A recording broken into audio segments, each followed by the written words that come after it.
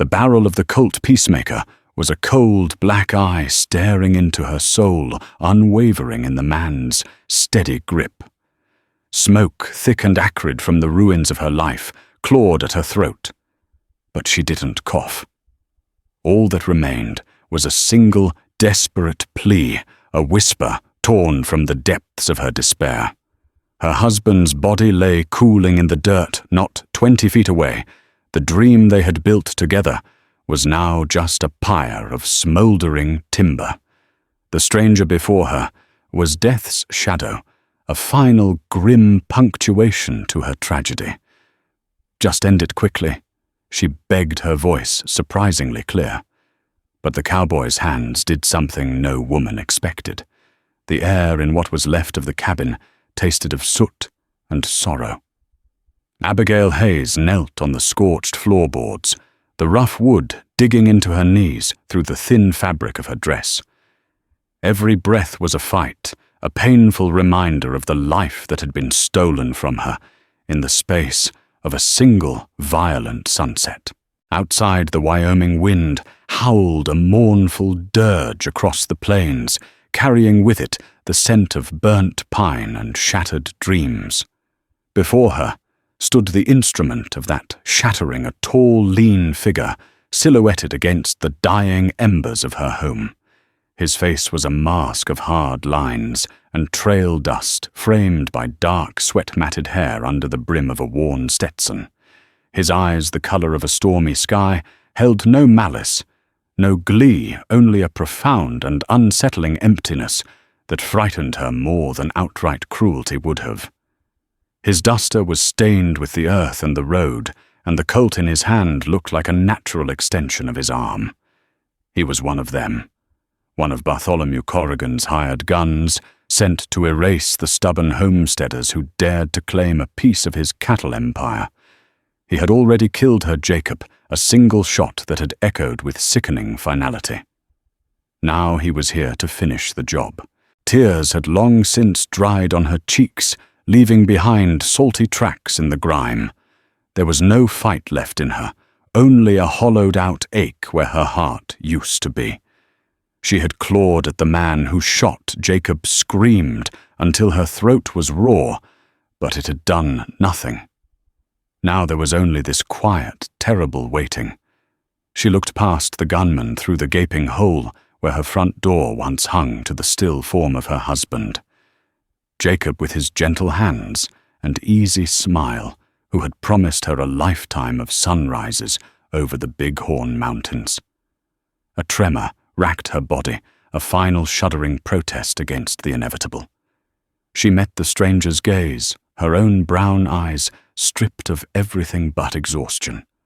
"Please," she whispered the word, a plume of white in the cooling air. She saw no flicker of response in his stoic expression. He was a stone, a force of nature, as uncaring as the fire that had consumed her home. She straightened her spine, a last act of defiance, learned from a father she barely remembered. She would not grovel.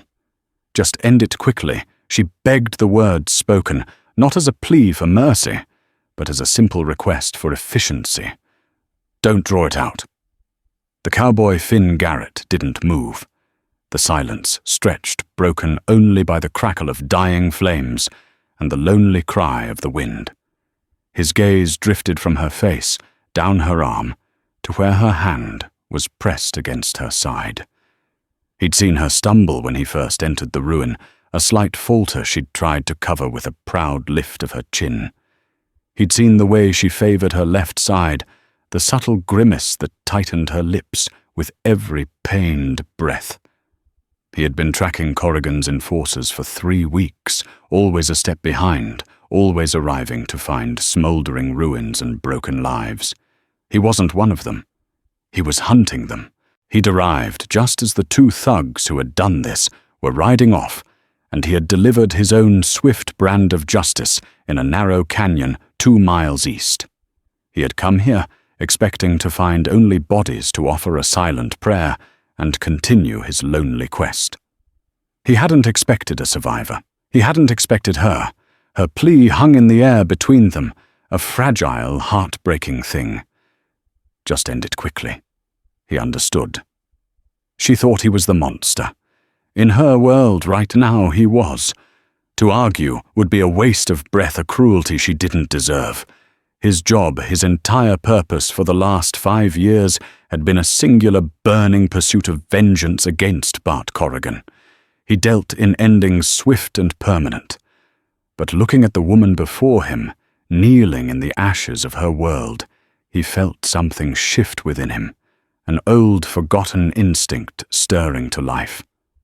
Slowly, deliberately, he holstered his Colt. The sound of the heavy pistol sliding into leather was unnaturally loud in the funereal quiet. Abigail flinched, her eyes widening in confusion. What was this? Some new, crueler game? Was he going to kill her with his bare hands? Her breath hitched a knot of fresh fear tightening in her chest. She watched him take a step closer, his worn boots crunching on charred debris. He knelt before her, bringing their faces level. The scent of leather dust and something metallic gun oil filled her senses. His stormy eyes were no longer empty. They were focused, intense, and fixed on her side. Before she could react, before she could even process the profound wrongness of the situation, his hands moved. A woman on her knees, begging for death, expected many things. A bullet. A knife. The cold, final brutality of a man without a soul. What Abigail Hayes did not expect was gentleness. Finn Garrett's hands, which she had assumed were instruments of death, calloused and rough, from reins and iron, moved with a startling and focused care. He didn't reach for her throat or her hair. His left hand came up not to strike, but to hover for a moment, a silent question. Then, with a resolve that brooked no argument, he gently took her arm, the one not pressed to her side, and moved it away. His fingers were surprisingly warm against her chilled skin. Her gasp was sharp, a mixture of shock and pain as the pressure on her ribs was released. "Hold still," he said. His voice was low and gravelly, like stones tumbling in a dry creek bed.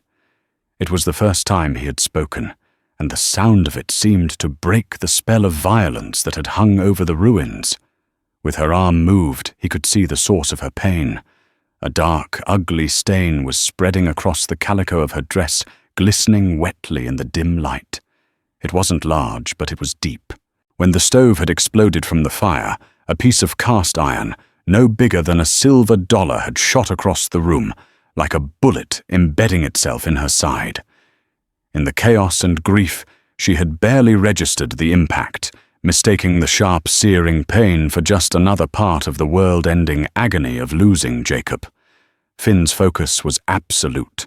He prodded the area around the wound with a surgeon's precision, his touch firm but measured. Abigail hissed, her body tensing like a coiled spring. "Easy," he murmured, his eyes never leaving the injury. "It's deep. Has to come out." He pulled a clean kerchief from his saddlebag, which he'd slung over his shoulder. From a small leather pouch on his belt, he produced a wicked-looking Bowie knife and a small flask of whiskey. Abigail's eyes widened with renewed terror. She tried to scramble back a choked cry, escaping her lips. "No, get away from me." He didn't release her.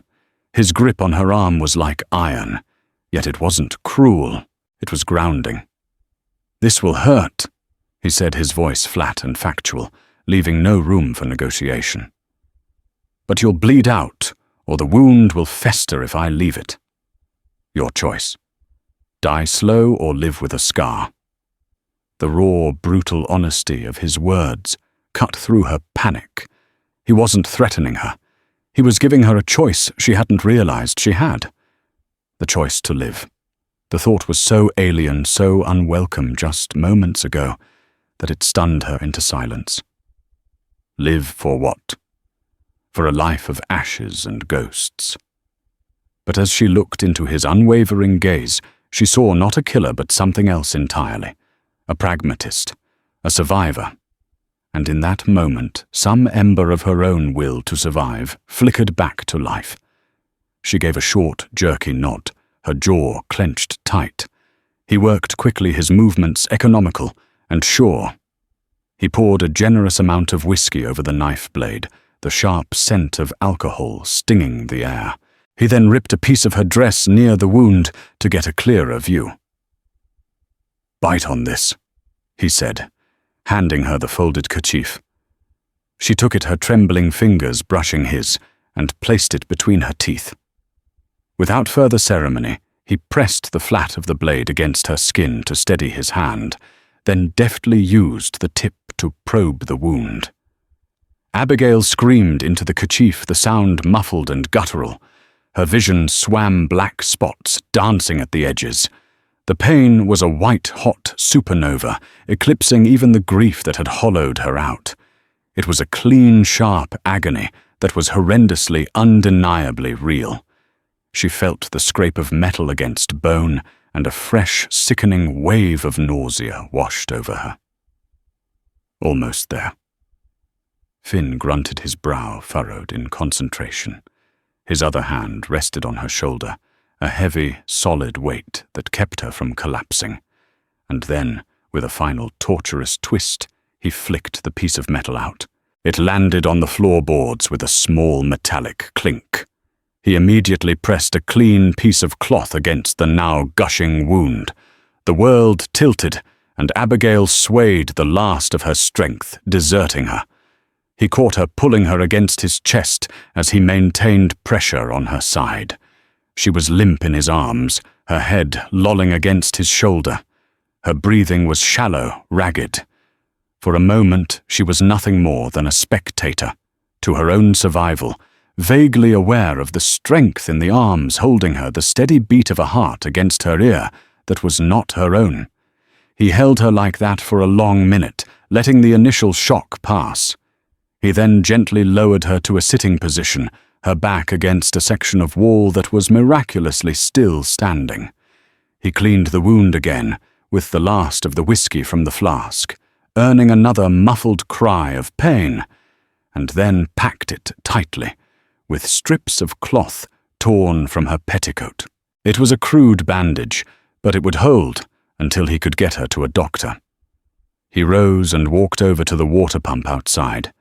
It took several tries, but he managed to get a trickle of clean, cold water. He filled his canteen and brought it back to her, uncapping it and holding it to her lips. "Drink," he ordered. She drank greedily, the cool water a balm to her raw throat. When she was finished, she leaned her head back against the wall, utterly spent. The silence returned, but it was different now. It was no longer the silence of impending death, but the quiet of its aftermath. A question burned in her mind, a question that made no sense. "Why?" she rasped, her voice hoarse. "You work for Corrigan. You killed my husband. Why would you save me?" Finn looked down at her, his expression unreadable. He walked over to the doorway and stared out at the body of Jacob Hayes, lying pale and still in the moonlight. After a long moment, he turned back, his stormy eyes meeting hers. "I didn't kill your husband," he said, his voice quiet but firm. "I found him like that. And I don't work for Bart Corrigan. I'm going to kill him." Abigail stared at him, the words failing to connect in her pain-addled mind. You're going to kill Corrigan?" She repeated, her voice a disbelieving whisper. "Then who are you?" "The name's Finn Garrett," he said, his gaze sweeping the devastated homestead. "And I'm the man who's been cleaning up the mess Corrigan's animals leave behind. I was too late for this one." He gestured grimly towards the canyon where he'd left the two enforcers. "The men who did this won't be hurting anyone else." The revelation was a hammer blow to her already fragile state. This man wasn't her executioner. He was an avenger. He hadn't brought death to her door, but had arrived in its wake. The world, which had seemed so terribly simply black and white a half hour ago, was now a confusing tapestry of grey. She looked from his hard, determined face to the body of her husband, and a fresh wave of grief, sharper and more potent than before, washed over her.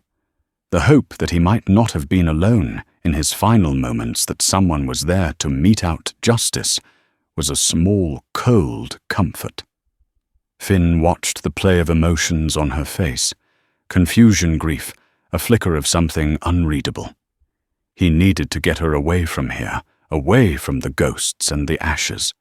The wound was deep, and she was losing colour. "We need to go," he said, his tone softening slightly. "There's a town, Redemption Gulch, about a day's ride if we push it. There's a doctor there."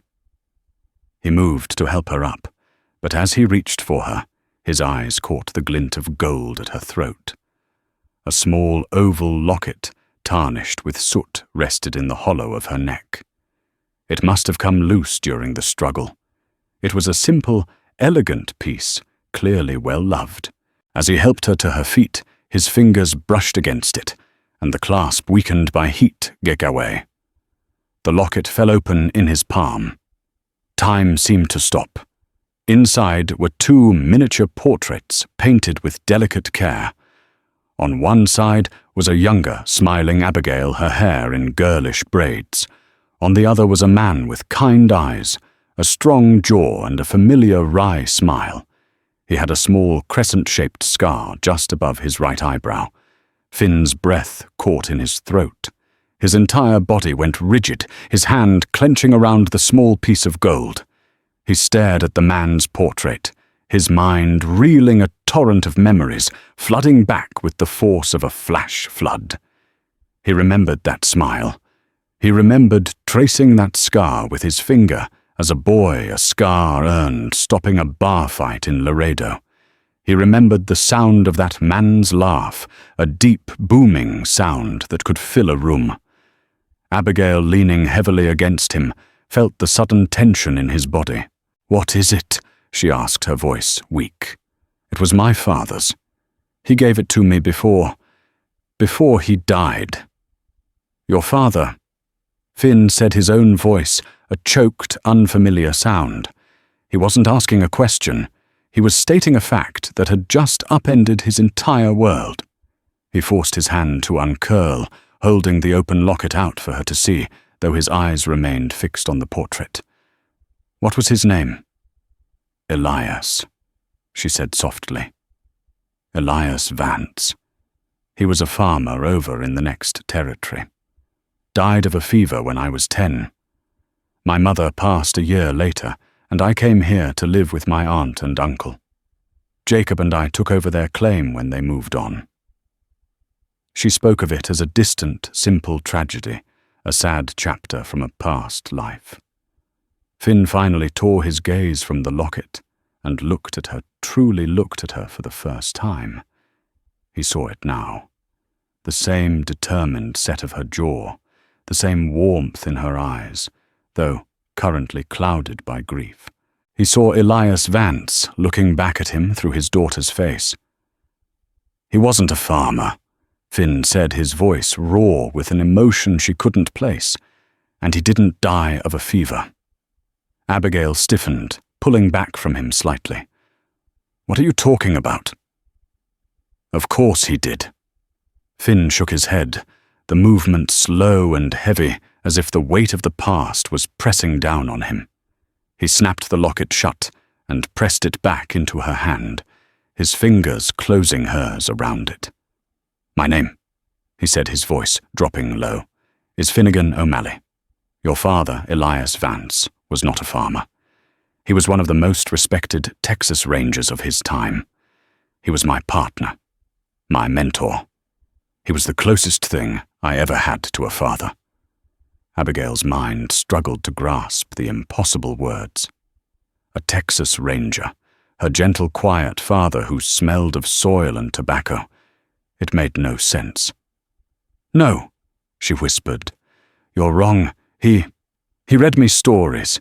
He taught me how to garden. He did all of that," Finn agreed, his eyes distant. "But he also taught me how to track a man for 100 miles across the desert how to read a lie in a man's eyes, and how to draw my gun in less than a heartbeat. He put away dozens of killers and thieves. He was a legend. A cold dread began to seep into Abigail's bones, far colder than the Wyoming night. If he didn't die of a fever, she managed to ask, then how?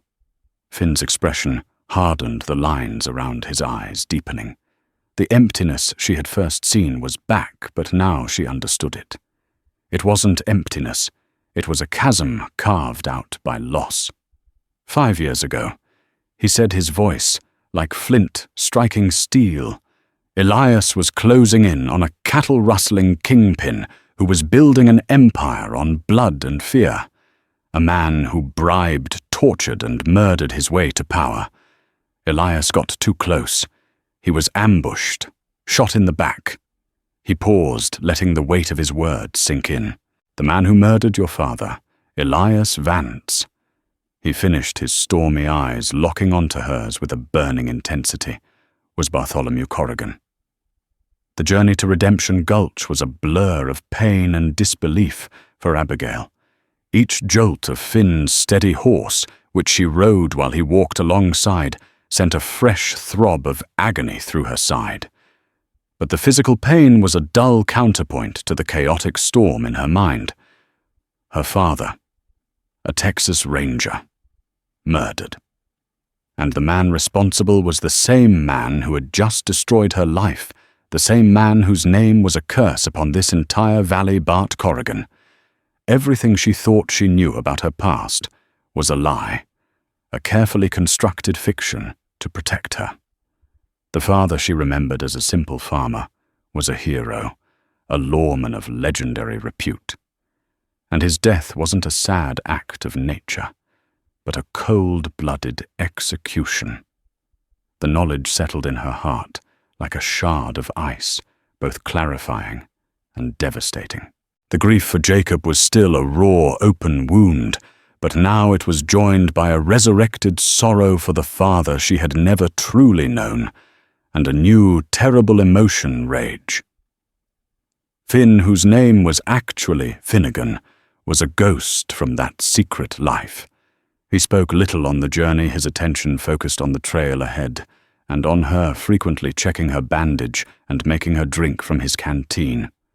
But in his silence, Abigail sensed a shared history, a shared loss. He was tied to her past in a way Jacob never could have been. He was the last living piece of her father. They arrived at Redemption Gulch as dusk was painting the sky in bruised shades of purple and orange. It was a typical frontier town, a single dusty main street flanked by wooden storefronts, 3 saloons, a blacksmith, and a church whose steeple looked like a lonely finger pointing to heaven.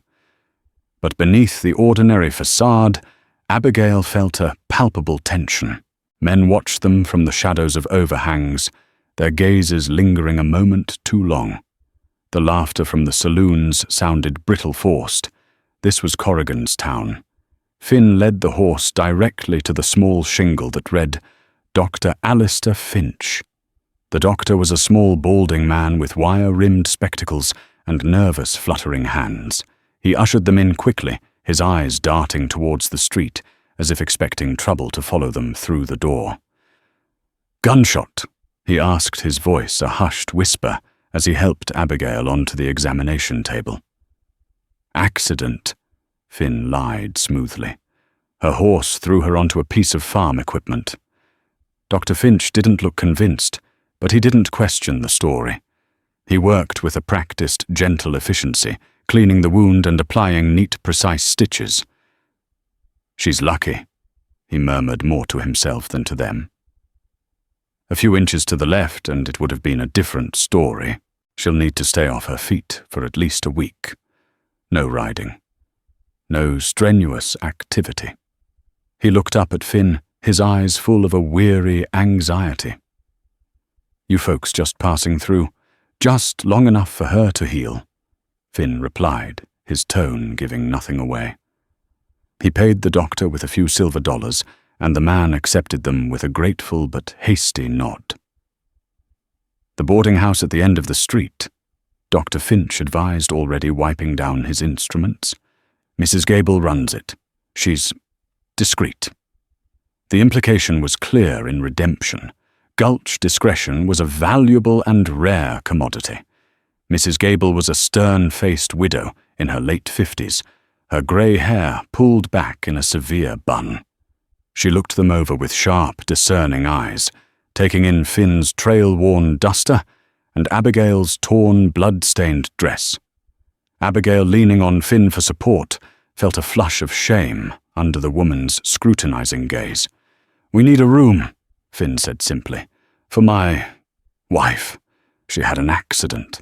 Mrs. Gable's expression didn't change, but a flicker of understanding, or perhaps pity, softened her gaze for a fraction of a second as she looked at Abigail. "The room at the back is quiet. $5 for the week in advance. Meals are extra. No trouble. I won't have any trouble in my house." "You'll have none from us," Finn assured her, placing the coins in her outstretched hand. The room was small and sparse, containing only a sturdy iron-frame bed, a washstand with a pitcher and bowl and a single wooden chair. But it was blessedly clean, and the window looked out over a quiet alleyway rather than the tense main street. As Finn helped Abigail to the bed, the sheer exhaustion of the past 24 hours finally overwhelmed her. She sank into the mattress, her body screaming with a chorus of aches and pains. Finn fetched her a plate of stew and bread from the kitchen and sat in the chair watching her eat in silence. The silence was no longer awkward. It was a shared space, a quiet acknowledgement of all that had passed between them. "This town," Abigail said, her voice barely above a whisper. "It feels like it's holding its breath." "It is," Finn confirmed, his eyes dark. "Corrigan owns it all.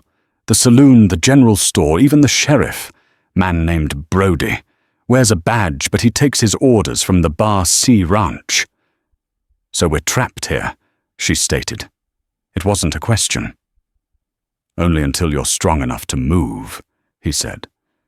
"And until I finish what your father started." Abigail put her plate down, her appetite gone. The rage she had felt earlier was now coalescing into a cold, hard resolve.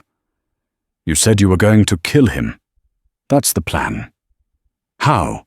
she challenged, her eyes meeting his. "He's got a town full of paid men, a fortress for a ranch. You're just one man." "I've been tracking him for 5 years, Finn said, his voice low and intense. "I know his routines, his weaknesses. I'm not going to ride in with guns blazing. That's not how Elias would have done it. He believed the law had to be the final word, even when it was broken. Corrigan is smart. He's careful. But every man like him has a book, a ledger, some record of his crimes. Proof of the bribes, the illegal deeds, the men he's paid for murder. That ledger is the key. With it, I can expose him to the territorial marshal, turn this whole town against him. It's the only way to tear down his empire for good, not just cut off the head of the snake." Abigail listened, her mind racing. For the first time since Jacob's death, a purpose began to form in the void of her grief. It was no longer just Finn's fight. It was hers. It was for Jacob.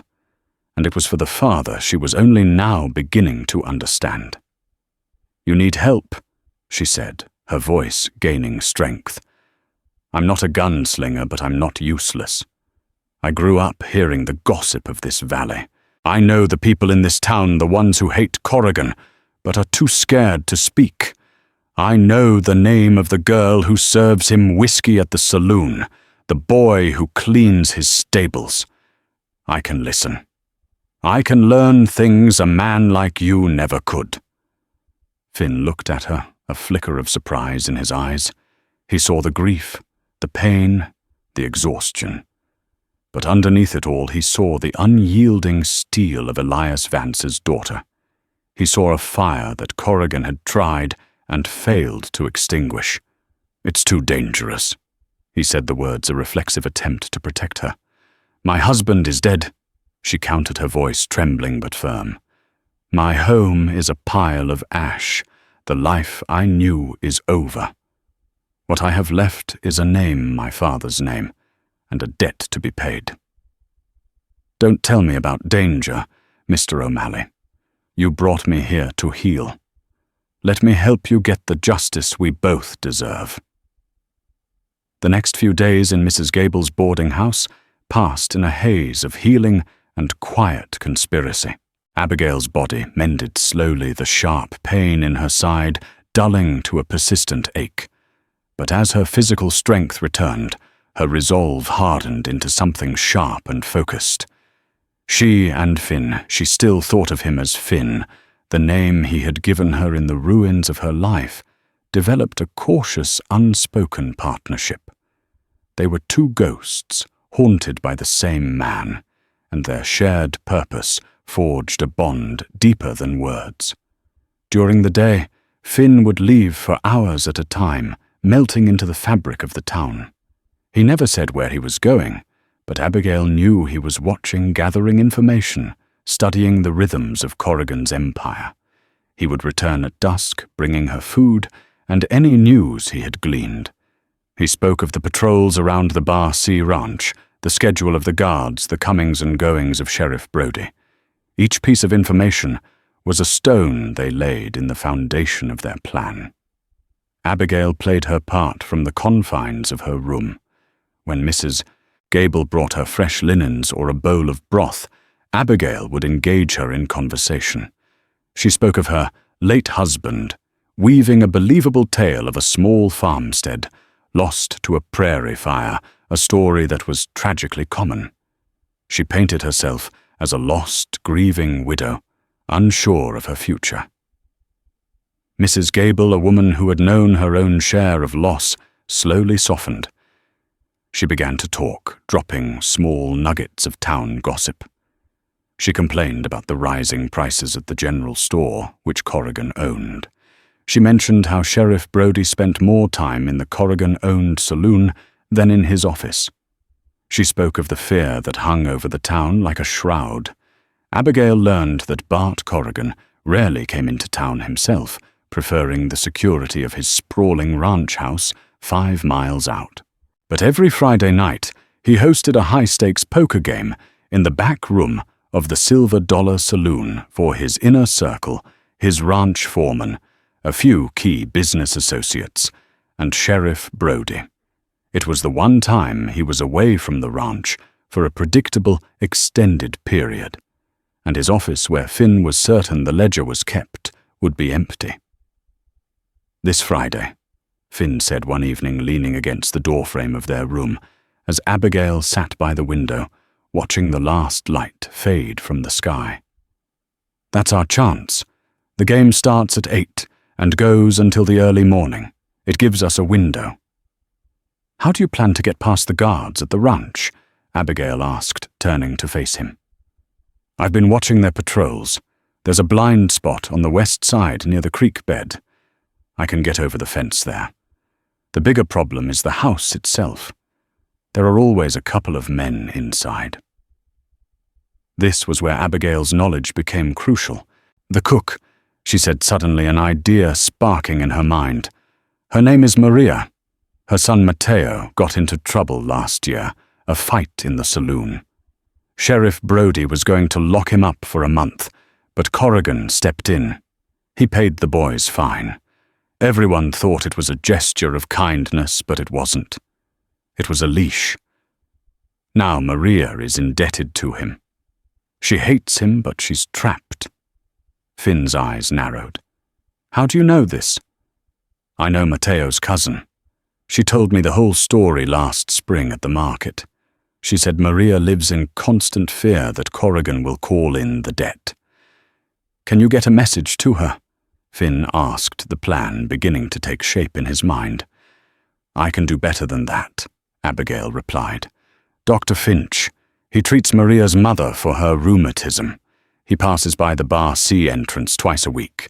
He doesn't like Corrigan. I could see it in his eyes. He's a good man, just scared. If I can convince him he could deliver a message for us, pretend it's about her mother's medicine." The next day, feigning a need for her stitches to be checked, Abigail walked to Dr. Finch's office.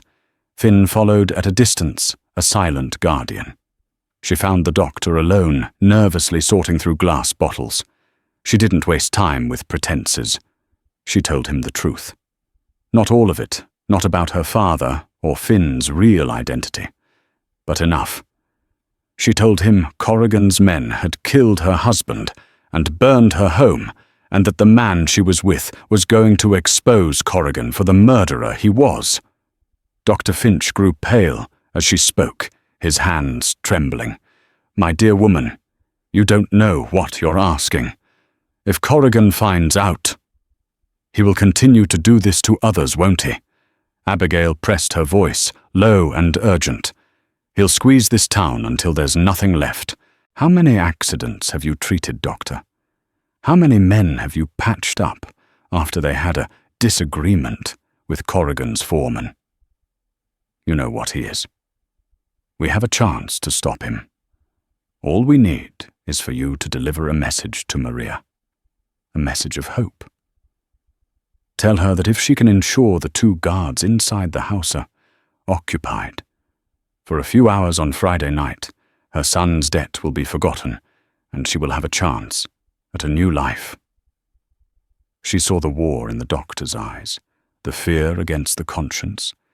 He looked at his hands, hands that were meant to heal, and seemed to realize they had been tending to the symptoms of a disease while ignoring the cause.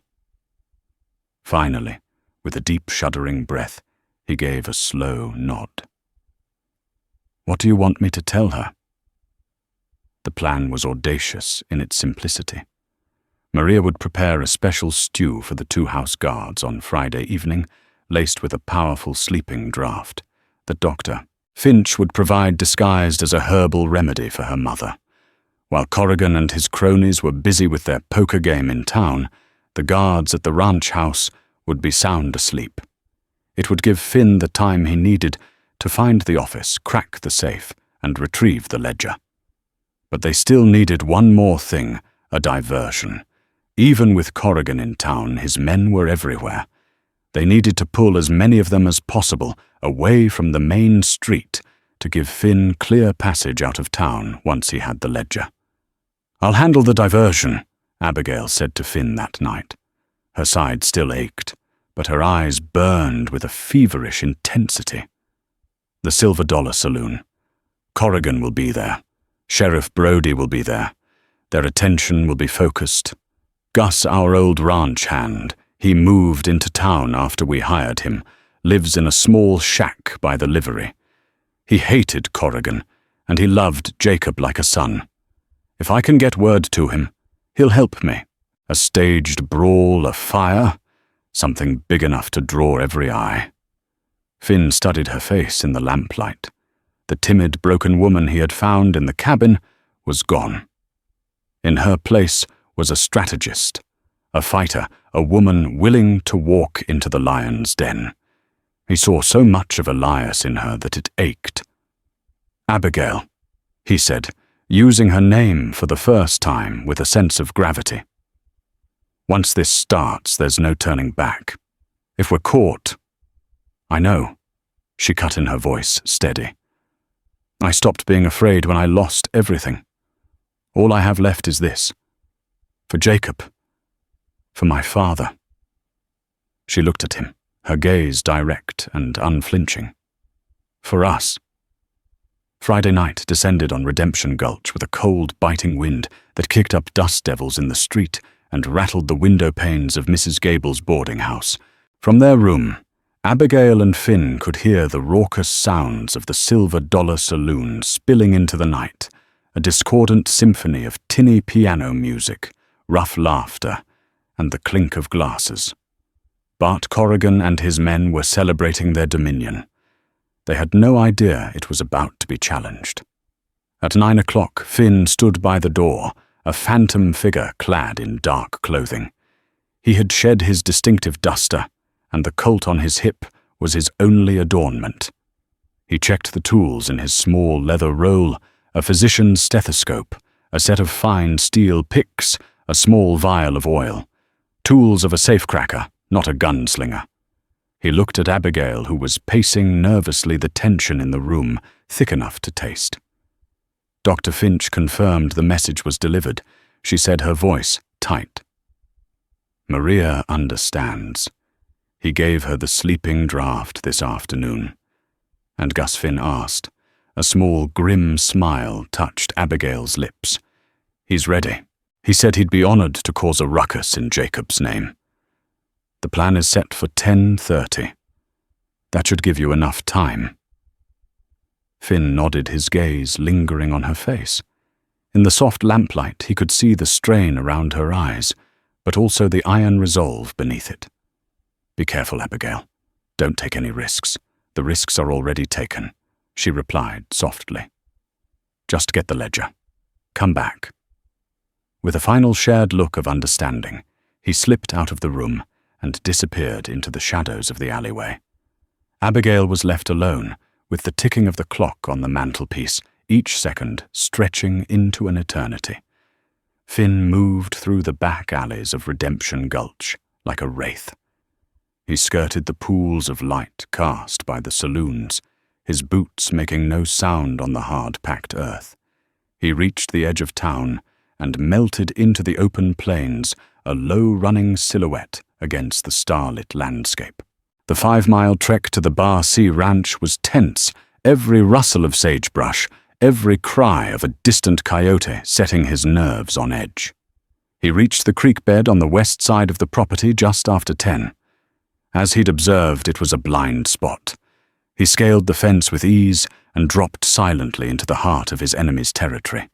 The main ranch house was a sprawling 2-story structure, dark except for a single lamp burning in a downstairs window, the kitchen.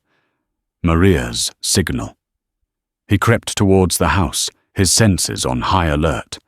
He could hear the low murmur of voices from the bunkhouse and the soft snort of horses in the corral.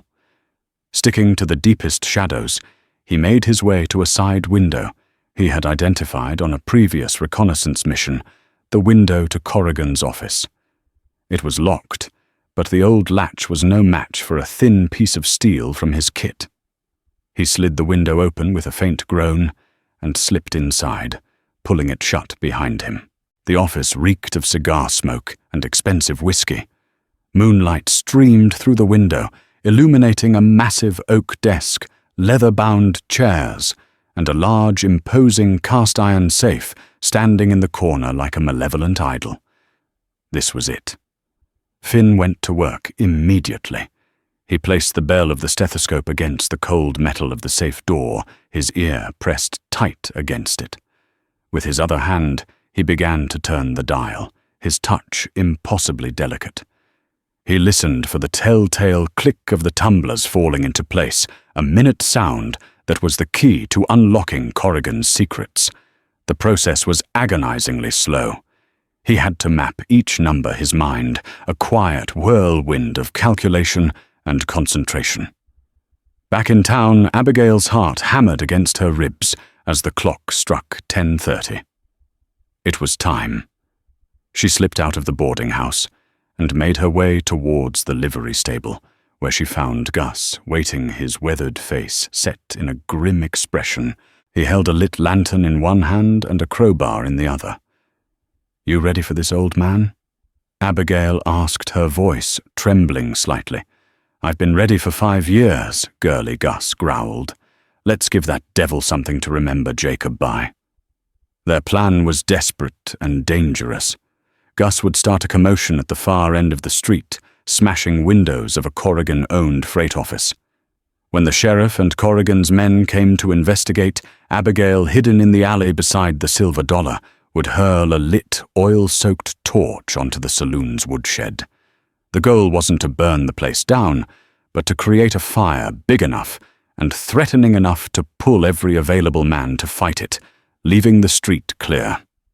Gus marched into the street and with a roar of pure fury shattered the freight office window with his crowbar. Lights came on, men shouted, As predicted, the doors of the Silver Dollar flew open, and Sheriff Brody emerged flanked by half a dozen of Corrigan's men, their poker game interrupted. "What in blazes is going on out here?" Brody bellowed. As they stormed down the street towards Gus, Abigail lit the torch she had prepared. Her hand shook, but her aim was true. She threw it in a high arc.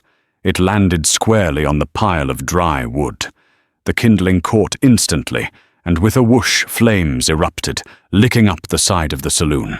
"Fire!" someone screamed. The effect was instantaneous chaos. Men poured out of the saloons, some to help others just to watch. Brody and his men, seeing the immediate threat to their boss's property, abandoned their pursuit of Gus and ran back towards the fire, shouting for buckets. The poker game was forgotten. The street was a swirling mass of panic and confusion. Abigail watched for a moment from the shadows, her heart pounding, then turned and ran, melting back into the darkness. Her part was done. Miles away in the silent office, Finn heard the faintest sound, the final satisfying thunk of the last tumbler. He held his breath, turned the handle and pulled. The heavy door swung open with a low groan. Inside, amidst stacks of cash and property deeds, was a thick, leather-bound ledger. He grabbed it, wasting no time to examine the contents. He could feel the weight of it in his hand, the weight of 5 years of vengeance, the weight of Elias Vance's legacy. He was about to slip back out the window when he heard footsteps in the hall. Heavy, slow, and unsteady. His blood ran cold. Maria's draft should have kept the guards asleep for hours. He drew his Colt, pressing himself flat against the wall beside the door. The doorknob turned. The door opened, and a burly, bear-like man stumbled in his eyes, half-closed and glazed over. He hadn't been fully knocked out. Perhaps his size had fought off the full effect of the drug. He grunted, blinking, dumbly trying to make sense of the open safe. His eyes slowly focused on Finn. For a second, he just stared, his drugged mind struggling to process the intrusion. Then his eyes widened, and his mouth opened to shout. He never made a sound. Finn moved with blinding speed, striking the man on the temple with the heavy barrel of his Colt. The guard crumpled to the floor in a heap, finally succumbing to a deeper unconsciousness. Finn didn't wait for the other guard. He shoved the ledger inside his shirt, scrambled out the window and ran for the fence, the sounds of a distant, chaotic town urging him on. Finn materialized in the room like a ghost, the thick ledger, a hard, triumphant bulge beneath his shirt. Abigail's relief was a sharp gasp, but it was choked off by a heavy pounding from the front door downstairs. "Open up Sheriff's business!" Sheriff Brody's voice boomed, a death knell to their victory. They were trapped. Panic flared in Abigail's eyes, but was just as quickly extinguished by a cold, desperate resolve. "Give me the book," she commanded, her voice shockingly calm. Finn stared, uncomprehending. "They're looking for a man, an intruder," she explained, her words clipped and urgent. "They won't search a grieving widow. You go out the window. Draw them away. I'll walk right out the front door." "No," Finn said instantly. "It's suicide. It's the only way," she insisted, her gaze locking with his, fiery and unyielding. "Trust me." The pounding grew louder, splintering the wood of the door downstairs. There was no more time. He shoved the heavy ledger into her hands. She concealed it beneath her shawl, the book pressing against her wounded side, a painful reminder of what was at stake. With a final shared look, Finn swung over the windowsill and dropped into the darkness. A moment later, a crash of glass echoed from the alley, followed by shouts. The diversion had begun. Abigail took a steadying breath and opened her door, walking into the hall, just as Sheriff Brody and 2 of Corrigan's thugs stormed up the stairs. Ma'am Brody grunted, his eyes sweeping past her. "We're looking for an intruder. I've seen no one," Sheriff Abigail replied, her voice laced with weary fright. Just then, another man burst in from the back. He's in the alley heading for the stables." In the ensuing chaos, as Brody and his men thundered back down the stairs, Abigail descended, calmly walked out the front door, and into the smoky pandemonium of the street. The townsfolk were gathered near the smouldering saloon, their faces an orange-tinted sea of fear. At the center of it all stood Bartholomew Corrigan, his face a mask of fury. His cold eyes found Abigail. "You," he snarled. "The Hayes woman. What are you doing here?" This was it. Abigail met his gaze, no longer a victim, but the daughter of Elias Vance. "My name is Abigail Hayes," she announced, her voice ringing with clarity. "And my husband was murdered by this man's hired killers." A shocked murmur swept through the crowd. The woman's hysterical Corrigan roared. "Brody, take her away. He burned our home to the ground," she continued, her voice rising. "He has choked this town, stolen your land, and bought your law." "Is it a calm voice?" called out. The crowd parted. Finn stepped into the light, bruised but resolute. He held up a property deed. "This is for the Miller homestead," Finn announced. "Signed over the day after young Mr. Miller's fatal riding accident." "Tell them, Doctor," he said, his gaze finding Dr. Finch in the crowd. "Tell them what you told me." All eyes turned to the small doctor, who trembled under Corrigan's murderous glare. He looked at Abigail, then at the faces of his neighbors. A lifetime of fear warred with a single moment of courage. Conscience won. "He's right," Dr. Finch said, his voice shaking but clear. It was no accident. The dam of fear broke. Before Corrigan could react, Abigail held up the ledger. "And it's all in here," she declared. "Every bribe, every threat, every murder he ordered, the proof of what he did to my Jacob, is in his own damn handwriting." The crowd surged forward, their fear finally eclipsed by a collective righteous fury. Corrigan was surrounded. He looked from the damning book to the cold eyes of his true enemy. "Who in God's name are you?" He spat at Finn. Finn stepped closer, his voice low. "My name is Finnegan O'Malley, and 5 years ago, you murdered my partner, Elias Vance." Terror dawned in Corrigan's eyes. In a final desperate act, he drew his pistol and aimed it at Abigail. He never fired. Finn's draw was a blur of practiced motion, a final lesson from a fallen ranger. The sharp crack of his Colt was the only sound in the street, a definitive echoing punctuation mark. Bartholomew Corrigan crumpled to the dust, his reign of terror over. A profound silence descended, and in the quiet, Abigail and Finn stood together, the weight of the past finally lifted, facing the uncertain but hopeful dawn of a new day. And so, in the heart of a town that found its courage a story of grief and vengeance, came to a close.